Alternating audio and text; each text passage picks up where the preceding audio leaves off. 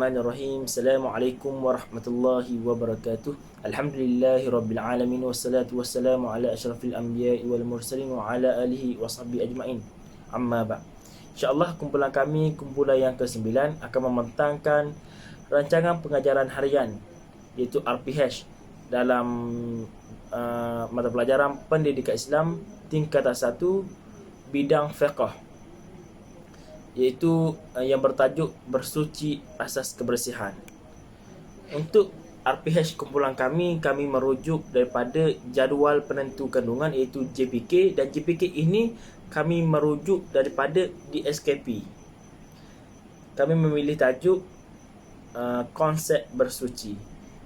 Okey, yang pertama yang kami lakukan iaitu set induksi. Set induksi ini mengambil masa sebanyak 5 minit.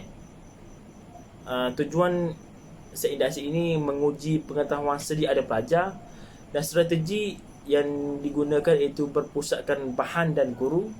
Pendekatan itu pendekatan induktif, kaedah berasaskan penyoalan dan teknik soal jawab. Aktiviti yang kami lakukan ialah pelajar ditanya oleh guru pembelajaran yang lepas. Pelajar menyatakan kepada guru pembelajaran yang telah mereka tahu dan dipelajari, dan guru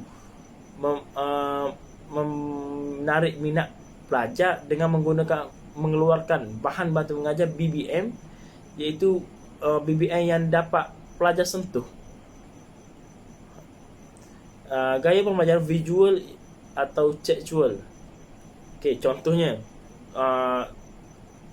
untuk set induksi kumpulan kami mengeluarkan 7 water clock yang mengeluarkan cahaya dan mempunyai gambar 7 jenis air mutlak yang sangat cantik, dan ini sangat bersesuaian dengan pelajar yang mempunyai kecenderungan visual dan akan menarik perhatian mereka.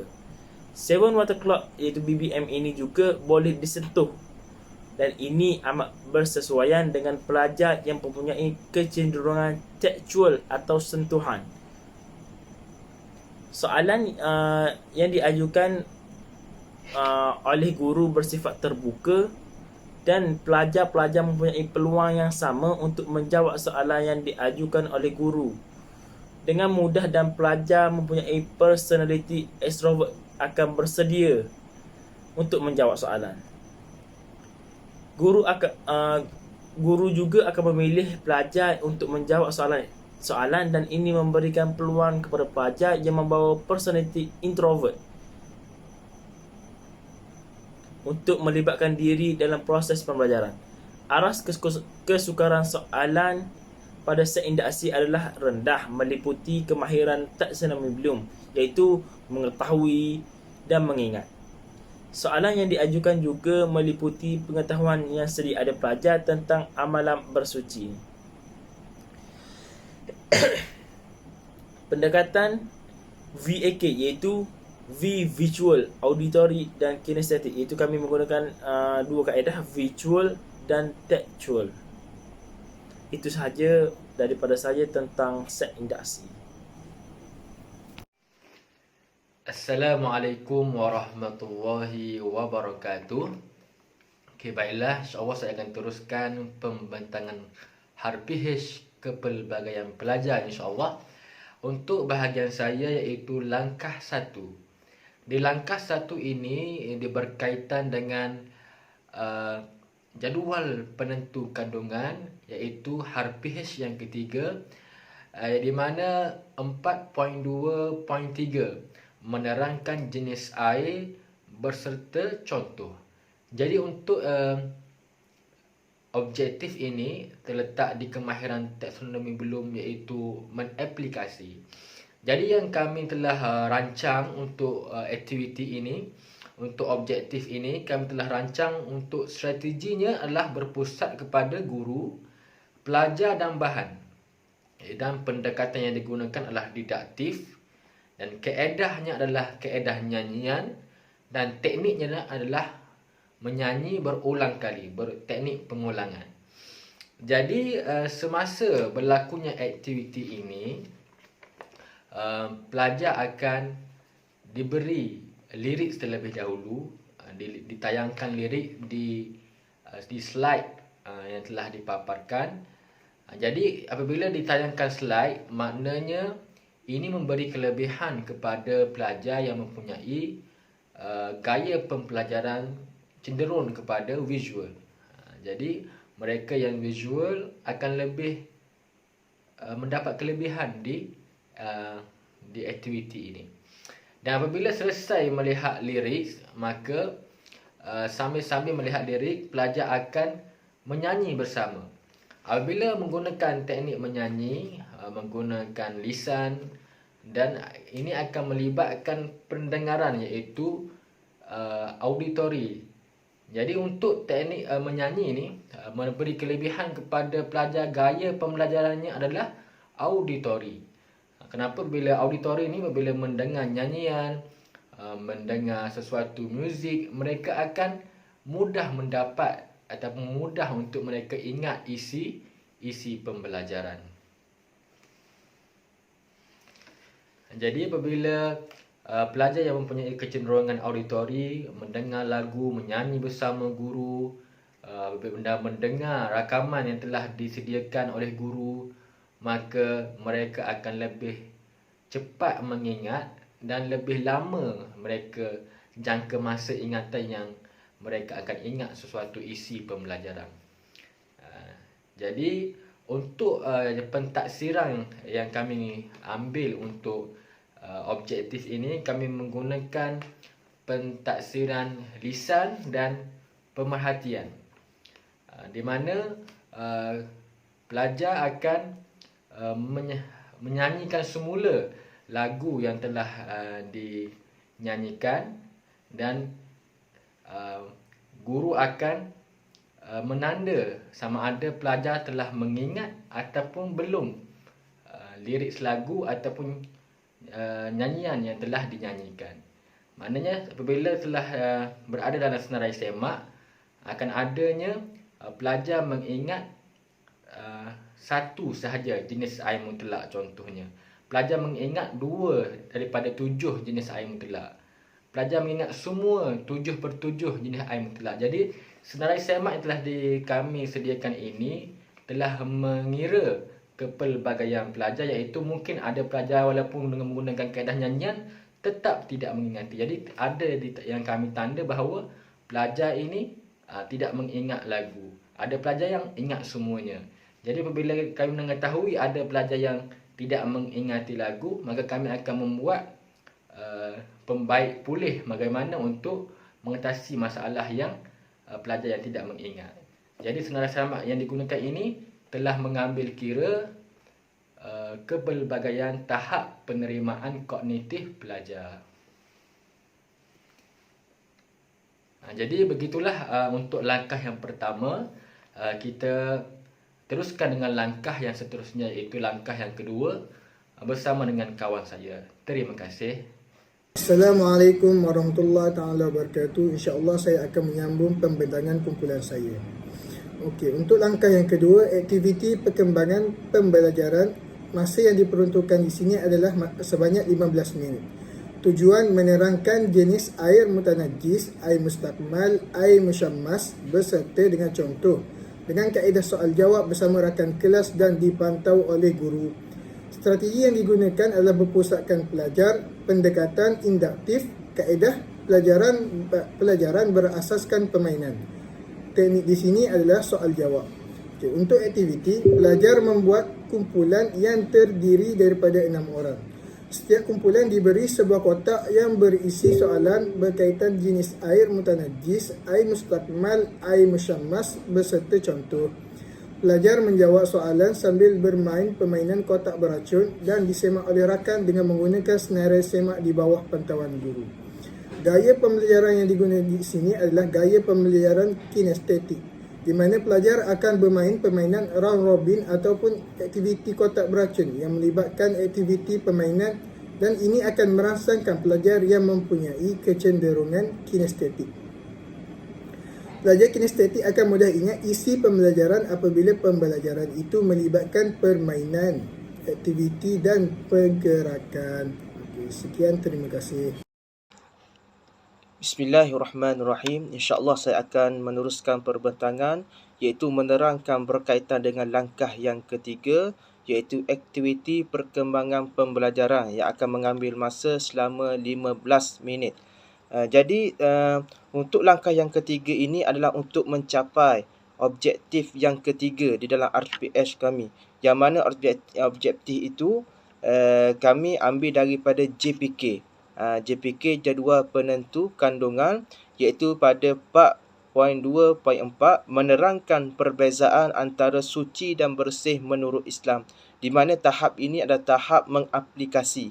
Dalam taksonomi Bloom, tahap mengaplikasi iaitu menerangkan perbezaan bersih dan suci. Jenis pentaksiran yang kami gunakan iaitu senilai semak dan latihan pengukuhan secara bertulis. Jadi tujuannya adalah tujuan di langkah yang ketiga ini kami akan lakukan iaitu menyenaraikan perbezaan di antara suci dan bersih menurut Islam. Strategi yang kami gunakan adalah berpusatkan guru kerana guru akan memberi syarahan kepada pelajar. Kemudian pendekatan adalah didaktif. Kaedah yang digunakan adalah syarahan, iaitu syarahan daripada guru itu sendiri. Teknik adalah teknik penerangan. Guru memberi penerangan kepada pelajar. Aktiviti yang kami akan jalankan, yang pertama, guru menerangkan perbezaan antara suci dan bersih menurut Islam. Iaitu ketika mana penerangan guru ini merupakan gaya pembelajaran auditori. Gaya pembelajaran auditori iaitu murid itu mendengar syarahan daripada guru. Itu adalah gaya pembelajaran yang ada kepada pelajar-pelajar. Kedua iaitu guru menghubung kait dengan situasi harian. Berkaitan dengan suci dan bersih inilah apa yang berlaku di dalam kehidupan seharian mereka. Yang ketiga, guru menjawab persoalan yang ditimbulkan oleh murid-murid sekiranya ada persoalan yang ditimbulkan. Dan yang keempat, guru mengedarkan latihan bertulis berkaitan dengan perbezaan di antara suci dan bersih menurut Islam. Berkaitan dengan lembaran kerja ini, iaitu berada pada gaya pembelajaran tekstual lah. Iaitu pelajar itu akan menulis berkaitan dengan lembaran kerja. Jadi berkaitan dengan lembaran kerja ini, kami akan kami akan melihat berdasarkan kepada jadual banding beza. Jadual banding beza di mana lembaran kerja ini akan digubahkan soalan itu terbahagi kepada 3 kategori. 3 kategori.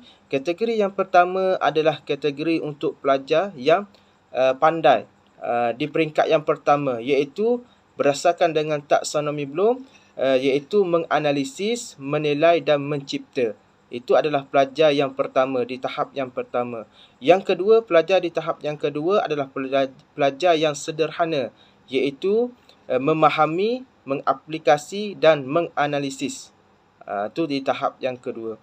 Dan di tahap yang ketiga iaitu pelajar yang lemah. Pelajar yang lemah ini akan mengisahkan soalannya berkaitan dengan mengingati, mengetahui dan memahami. Ini di antara 3 kategori akan digubahkan soalan lembaran kerja itu kerana melihat kepada tahap pelajar itu sendiri. Dan kita mesti tahu bahawa walaupun perbezaan dari segi tahap, topik ataupun soalan itu adalah sama. Topik yang diberikan, topik yang mereka menjawab soalan itu adalah topik yang sama. Cuma soalan itu akan digubah berdasarkan tahap penguasaan pelajar itu sendiri. Itu sahaja berkaitan dengan penerangan langkah ketiga. InsyaAllah. Assalamualaikum warahmatullahi wabarakatuh. Bismillahirrahmanirrahim. Jadi seterusnya set penutup. Penutup ni mengambil masa selama 10 minit. Jadi ia bertujuan untuk mengadakan sesi pembincangan lah ataupun sesi rumusan PDPC tentang topik apa yang dipelajari pada hari tersebut, iaitu tentang ni lah konsep bersuci tadi, bersuci asas kebersihan. Jadi strategi yang digunakan adalah berpusatkan guru dan pelajar, di mana dia melibatkan guru dengan pelajar. Hari ini di mana guru memberi pelibatan guru adalah dengan guru memberi penerangan secara lisan lah kepada murid. Ia memberi kelebihan kepada pelajar yang cenderung kepada pelajar inilah mempunyai gaya pembelajaran auditory, di mana pelajar auditory ni dia lebih cenderung untuk mendengar, dia lebih memahami apa yang dia dengar lah. Jadi walaupun begitu, kita tidaklah memilih hulu, di mana kita boleh membuat pembelajaran kinestetik kan, dan pembelajaran kinestetik ini juga fokus pembelajaran auditori, di mana guru memberi penerangan ni bukan untuk pelajar auditori sahaja, dia juga untuk pelajar lain lah, di mana kinestetik ataupun pelajar visual juga mempunyai telinga lah, untuk mendengar apa dari penerangan guru tersebut. Bukan hanya penerangan ni untuk pelajar auditory sahaja. Okey, seterusnya pendekatan yang digunakan adalah didaktif, umum kepada khusus. Contohnya guru merumuskan tajuk air secara umum dulu, air apa, air mutlak kan.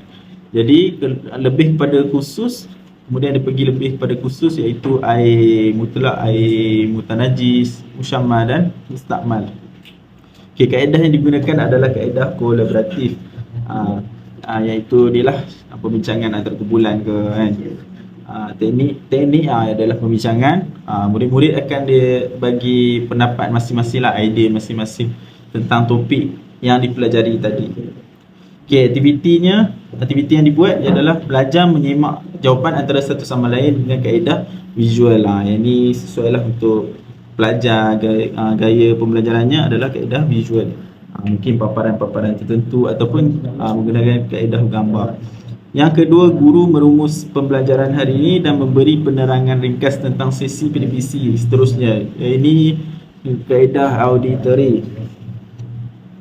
Okey, jadi secara rumusannya, sebagai rumusan, dalam RPG kami ni, kami telah merancang sebaik-baiknya untuk meraihkan kepelbagaian gaya pembelajaran, kepelbagaian personality, kepelbagaian tahap penerimaan kognitif pelajar.